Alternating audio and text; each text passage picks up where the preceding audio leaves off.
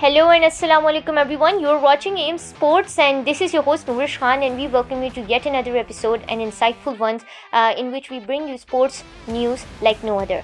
और अभी रिसेंटली पाकिस्तान और वेस्ट इंडीज़ का सेकंड टेस्ट जो है इस वक्त जारी है। पोर्ट ऑफ स्पेन की पिच है और क्या ही मैं कहूँगी शानदार सी पिच है। शानदार वैसे एक बड़ा मैंने rhetorical question kind of cheese post की है यहाँ पे। शानदार इसलिए क्योंकि कुछ ऐसे डिसीजंस इस टेस्ट मैच में लिए गए हैं सिलेक्शन के हवाले से जिनके ऊपर बड़ी बात हो रही है, उस पर भी बात करेंगे। लेकिन उससे पहले थोड़ा सा आप लोगों को अपडेट करेंगे इस वक्त सिचुएशन क्या है। डे 3 एंड हो चुका है, डे 4 जो है वो स्टार्ट होने वाला है और डे 3 के एंड पे सिचुएशन ये है कि वेस्ट इंडीज़ ने पहले अगर मैं if I go right from the first innings तो West Indies post a total of 344 in the first innings and Pakistan and chasing it down managed to score 387 in the first innings, and right now West Indies are batting in their second innings and they have managed to put up 103 at the expense of 6 wickets so far. तो ये second innings की story आप लोगों के सामने 40.5 overs हो चुके हैं। सिचुएशन ये है कि Abdullah Shafique has been one of our stars batting side के हवाले से पाकिस्तान की तरफ से। Babar Azam manage to score 88। उनका ड्राउट जो है इतने सालों से जो टेस्ट क्रिकेट की सेंचुरी का आ रहा है वो एंड होते होते रह गया। इस पर भी बात करेंगे और भी मज़ीद एस्पेक्ट्स पे बात करेंगे और थोड़ा सा जो है ना क्रिकेट की टेक्निकलिटीज़ पे भी बात करेंगे। जैसा कि आप लोगों ने देखा हमारे शोज़ होते हैं फुल ऑफ टेक्निकल डिस्कशन, ऐसे एनालिसिस जो आप कहीं और नहीं सुनते, उस तरह के analysis we bring those to you guys. तो आज हमारे साथ एक बड़ी जो है ना मैं कहूँगी मायनाज नाम मौजूद है sports journalism in Pakistan.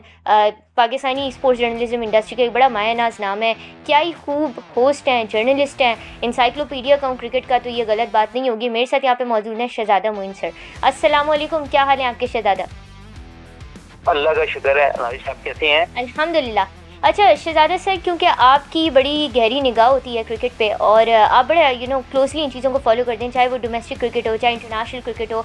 Domestic के काफ़ी टूर्नामेंट्स में ऐसे उभरते सितारों को आप ऐसे नाम सामने लाए हैं जो दुनिया से छुपे हुए सितारों को सामने लाए। तो अभी वेस्ट इंडीज़ पाकिस्तान की टेस्ट सीरीज़ चल रही है, अभी तक की सिचुएशन आपके सामने। सबसे पहले आपका मैं छोटा सा कॉमेंट लेना चाहूँगी, क्या लगता है आपको अंडर डाउन?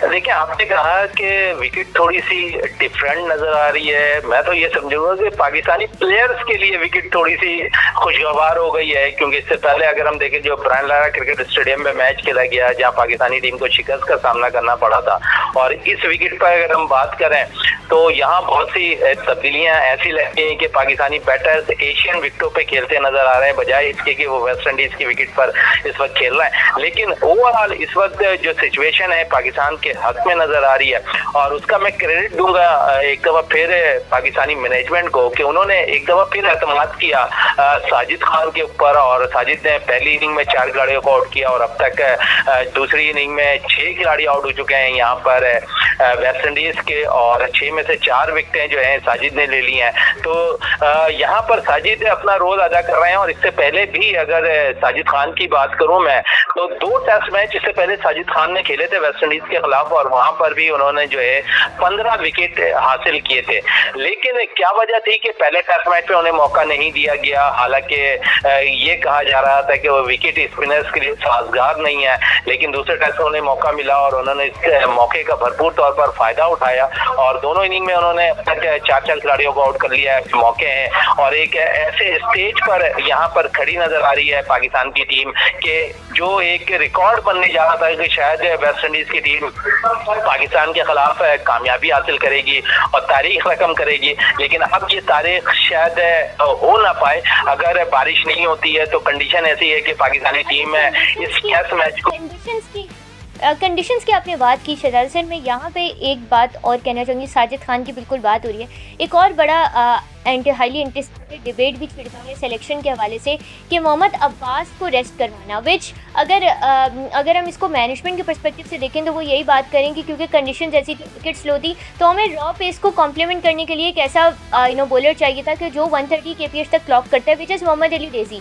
तो इस एतबार से तो इट मेक सेंस। लेकिन दूसरे एतबार से लोगों का ये मानना है कि एक ऐसा बॉलर जिसने 8 विकेट पिछले टेस्ट मैच में लिए हों और one of the most economical bowler हो, जिसकी सबसे लोएस्ट इकोनॉमी हो, और वो इतना वर्सेटाइल, जिसने इंग्लैंड जैसी इंग्लैंड की पिचेस जैसी डिफ़िकल्ट पिचेस पर परफॉर्म किया हो, तो क्या वजह थी अब्बास को रेस्ट कराने की? थोड़ा इस पर भी मैं चाहूँगी आप बात करें। देखें, अच्छा, मेरी वहाँ पर कुछ मैनेजमेंट के लोगों से भी बात हुई है। उनका ये कहना था कि मोहम्मद अब्बास इस विकेट पे बेशक अच्छी कारकर्दगी दिखा देते हैं, लेकिन हम अब प्लान को रखकर सारे काम कर रहे हैं। उस प्लान के हिस्से में हमने अब्बास को रेस्ट कराया। गो कि अब्बास की स्पीड 120-30 की रफ्तार की है, इस विकेट पर साजगार हो सकते थे, लेकिन उन्होंने कहा कि उबैद शाह आज डेब्यू कराया गया, उन्हें ये मौका फराहम किया गया कि वो अपनी सलाहियतें दिखाएं, और अगर उन्होंने दिखाया तो इस विकेट पर उन्होंने भी विकेटें हासिल की है। लेकिन गो कि आपने अब्बास की बात की, पाकिस्तान के लिए एक इस वक्त अगर कहें तो मेन बॉलिंग का किरदार ही मोहम्मद अब्बास अदा कर रहे हैं। उन्होंने विकेटों के ढेर लगाए हैं, और अगर वो एक और मैच में 5 विकेटें ले लेते हैं तो पाकिस्तान के लिए तारीख रकम कर जाएंगे। सबसे ज्यादा टेस्ट क्रिकेट के अंदर 5 विकेटें लेने वाले बॉलर्स की फहरिस्त में शामिल हो जाएंगे। लेकिन यहाँ पर मैं समझता हूँ कि जो मैनेजमेंट ने फैसला किया, क्योंकि हमने यहाँ पर स्पिनर्स से ओवर कराने थे, और इसी वजह से जो है उस्मान खालिद को जो है हमने मौका दूसरे टेस्ट मैच में भी दिया, और पहले टेस्ट में हालांकि वो नाकाम रहे, लेकिन उसके बावजूद दूसरे टेस्ट मैच में उन्हें एतमाद का मौका मिला। और फिर आपने देखा कि इस टेस्ट मैच में भी अब तक वो 2 विकेट ले चुके हैं। इससे पहली इनिंग में भी उन्होंने विकेट हासिल की। तो यहाँ एतमाद किया स्पिनर्स पे, और स्पिनर्स ने अब तक रोल अदा किया है। और गो के अगर वेस्ट इंडीज बल्लेबाज यहाँ पर 150 से ऊपर स्कोर करने में कामयाब हो जाते हैं, लीड लेने में कामयाब हो जाते हैं, 150 के अंदर अगर यहाँ पर जो है वेस्ट इंडीज की टीम आउट हो जाती है, तो पाकिस्तान के लिए टेस्ट मैच जीतना थोड़ा सा आसान हो जाएगा, क्योंकि अब्दुल्ला शफीक बड़े अच्छे फॉर्म में है। पहली इनिंग में बड़ी जबरदस्त कारकर्दगी दिखाई, 170 रन की बारी खेलने में कामयाब रहे। फिर बाबर अब्दुल्ला शफीक की आपने जिक्र किया, मैं अब्दुल्ला शफीक के ऊपर भी आना चाहूँगी। उसके बाद हम थोड़ा बैटिंग के हवाले से इसको बिल्डअप करेंगे। अब्दुल्ला शफीक एक बड़ा अंडररेटेड टैलेंट है। हमारे डोमेस्टिक सर्किट की भी बात करें, वैसे भी एक बड़ा हमारे लिए अनकैप्ड टैलेंट है, अंडररेटेड टैलेंट है, जिसको हम शायद प्रॉपरली यूटिलाइज ही नहीं कर पाए, सिमिलर टू कामरान गुलाम। तो अब्दुल्ला शफीक ने को अब भी जो मौका मिला है, जो कि एक्सपेक्टेड नहीं था, एक बिल्कुल अनएक्सपेक्टेड सिचुएशन से उन्हें मौका मिला, क्योंकि कुछ प्लेयर्स हमारे जो नहीं खेल रहे थे उनको रेस्ट कराएगी, तो उनकी जगह अब्दुल्ला शफीक को मौका मिला गया, जो इस वक्त GSL खेल रहे हैं और वेस्ट इंडीज़ में मौजूद थे। तो अब्दुल्ला शफीक को का ये कमबैक जब उन्होंने किया तो ज़बरदस्त अंदाज में उन्होंने दिखाया भी, अपने बल्ले से जवाब भी दिया। क्या इम्प्रूवमेंट आपने अब्दुल्ला शफीक के स्टांस में देखी, या टेक्निकली क्या इम्प्रूवमेंट देखी, और कैसा देखते हैं अब्दुल्ला शफीक का फ्यूचर? अब्दुल्ला शफीक के हवाले से अगर हम बात करें ना, तो मैं क्या तमाम साबका क्रिकेटर्स भी यही कहते रहे कि बाबर आजम के बाद आपके पास कोई जो है इस वक्त ग्राउंड शॉट खेलने वाला, कवर ड्राइव खेलने वाला प्लेयर्स मौजूद है, तो वो अब्दुल्ला शफीक है। और अब्दुल्ला शफीक हमने देखा इससे कबल भी जो है कुछ खास परफॉर्मेंस उसकी रही थी, लेकिन फिर हमने देखा उनकी परफॉर्मेंस नाकिस होती रही, और जिसकी बेस पे वो टीम से ड्रॉप हुए। फिर उन्हें कहा गया कि डोमेस्टिक क्रिकेट खेलें, लेकिन वो डोमेस्टिक क्रिकेट में भी इतने इन नहीं रहे। लेकिन उसके बाद उन्हें एक दफा फिर मौका मिला, और जिस तरह आपने कहा कि तवक्को नहीं थी कि यहाँ पर अब्दुल्ला शफीक को जो है वेस्ट इंडीज के दौरे पे बुलाया जाएगा, लेकिन एतमाद किया मैनेजमेंट ने अब्दुल्ला शफीक पे, और अब्दुल्ला शफीक ने इसका भरपूर तौर पर जवाब दिया अपने बल्ले से, और 170 रन की बारी खेलने में कामयाब रहे। एक ऐसी सिचुएशन पर जहाँ पर थोड़ा सा शायद ऐसा लगता था पाकिस्तानी टीम में एक दफा फिर प्रेशर में आ जाएगी, तो उन्होंने बड़ी जबरदस्त पार्टनरशिप की बाबर आजम के साथ, और पाकिस्तान को मझधार से निकाला और एक अच्छे टारगेट तक लेके गए। फिर पाकिस्तान टीम ने लीड ली, और उस लीड की बदौलत अभी आप देखें कि जहां पर पाकिस्तानी टीम ने लीड ली, तो अब यहाँ पर सिचुएशन ऐसी है कि अब 60 रन उनके हैं, और जिस तरह उनकी कारकर्दगी है, मैं समझता हूँ कि यहाँ पर अगर बाबर आजम दूसरी इनिंग में भी उनका थोड़ा सा बल्ला चल जाता है, तो ये टारगेट है 150-200 रन के करीब हो, तो पाकिस्तान जीत सकता है ये टेस्ट मैच। तो हमने बैटिंग के हवाले से बात की, और आपने बिल्कुल वजह फरमाया कि अगर बाबर आजम या दूसरी इनिंग्स में भी ऐसे ही परफॉर्म करें सिमिलर, तो सिचुएशन चेंज हो सकती है। लेकिन यहाँ पे मैं एक और जो है ना एलिमेंट पे बात करना चाहूँगी, जो कि जिस पे शायद इतनी बात नहीं हो रही, और उसको बैटिंग की क्रिटिसिज्म के ऊपर की वजह से जो है इतना ज़्यादा उस पर बात नहीं हो रही, विच इज़ के डेथ ओवर की बॉलिंग, और स्पेशली कि हम जिस तरीके से सामने वाली टीम की जो है ना टेल एंडर्स को डिसमेंटल नहीं कर पाते। फर्स्ट टेस्ट की मैं बात करूं तो 90 रन्स आई बिलीव के एक्स्ट्रा हमें जो है ना मिल गए वेस्ट इंडीज़ की तरफ से, और वही सेम इतने ही रन्स में मार्जिन था कि जिससे हम जो है वो मैच हारे हैं फर्स्ट टेस्ट। तो क्या आपको अभी भी लग रहा है, क्योंकि पहले टेस्ट में भी सिमिलर सिचुएशन थी कि एक पॉइंट तक हमें लग रहा था कि पाकिस्तान आराम से ये टेस्ट मैच जीत जाएगा, लेकिन हमने वेस्ट इंडियन टेल को जो है वो डिसमेंटल नहीं किया, हम उनको प्रॉपरली जो है ना काबू नहीं कर पाए उनके टेल एंडर्स को, और फिर ये नतीजा हुआ। तो इस दफ़ा आपको क्या लग रहा है, क्योंकि थोड़ी सी डिफरेंट नेचर है पिच की compare to Brian Lara academy, तो क्या करना होगा पाकिस्तानी बॉलर्स को कि टू इंश्योर कि वो सिचुएशन रिपीट ना हो? देखें, टेस्ट मैच की आप बात कर रहे हैं ना, तो उस वक्त एक सिचुएशन थी, 61 रन की 8वीं विकेट में पार्टनरशिप चली थी। लेकिन इस वक्त अगर हम बात करें तो विकेट थोड़ी सी चेंज है और इस विकेट का भरपूर तौर पर फायदा और यहाँ पर उठा रहे हैं साजिद खान और उसके भरपूर साथ दे रहे हैं उस्मान खालिद, जिन्होंने 2 विकेटें हासिल की हुई इस टेस्ट मैच में। तो विकेट थोड़ी सी चेंज है और इस विकेट का फायदा भी उठा रहे हैं पाकिस्तानी स्पिनर। तो मुझे नहीं लगता है कि पाकिस्तान को ज्यादा दुश्वारी होगी यहाँ पर दूसरी इनिंग में उनके बैटर्स को आउट करने के लिए। आपने आधे से ज्यादा विकेटें ले ली हैं, अब आपके पास सिर्फ 4 विकेटें उनके पास बाकी हैं और कोई बड़ा टारगेट भी अब तक वो सेट करने में वेस्ट इंडीज की टीम नाकाम नजर आ रही है। तो यहाँ साजिद एक बार फिर रोल अदा कर सकते हैं उस्मान। उसके साथ साथ अगर हम देखें तो बड़ी जबरदस्त ऑफ स्पिन बॉलिंग करते हैं सलमान अली आगा, लेकिन कप्तान अब तक उस पर एतमाद नहीं कर रहे हैं। अगर उन्हें भी मौका दिया जाए तो शायद बड़ा जो है इम्प्रेस कर सकते हैं यहाँ पर जो है सलमान अली आगा, क्योंकि उन्होंने जो सलाहियतें हैं उनकी बैटिंग की, दोनों टेस्ट मैच में नाकाम रहे हैं। यहाँ पर अगर मैं थोड़ी सी बैटिंग की बात करूँ ना, 150 रन का अगर टारगेट यहाँ पाकिस्तान को मिलता है तो यहाँ पर अभी आपके पास है उवैस जफर, जिनको शायद बहुत कम लोगों को पता होगा उवैस जफर के बारे में कि वो किस किस्म की कारकर्दगी दिखाए। बेसिकली वो ओपनर बल्लेबाज हैं और जिस नंबर पर वो बैटिंग करने आ रहे हैं, मैं नहीं समझता कि मैनेजमेंट उन पर ज्यादा इन्हिसार कर रही है, लेकिन जहां पर भी करने आ रहे हैं अब उनकी भी जिम्मेदारी है। जब उवैस जफर ने अपनी कैरियर का आगाज डोमेस्टिक क्रिकेट से किया था तो पहली जब उन्होंने डेब्यू इनिंग खेली थी तो 176 रन की बारी उन्होंने खेली थी।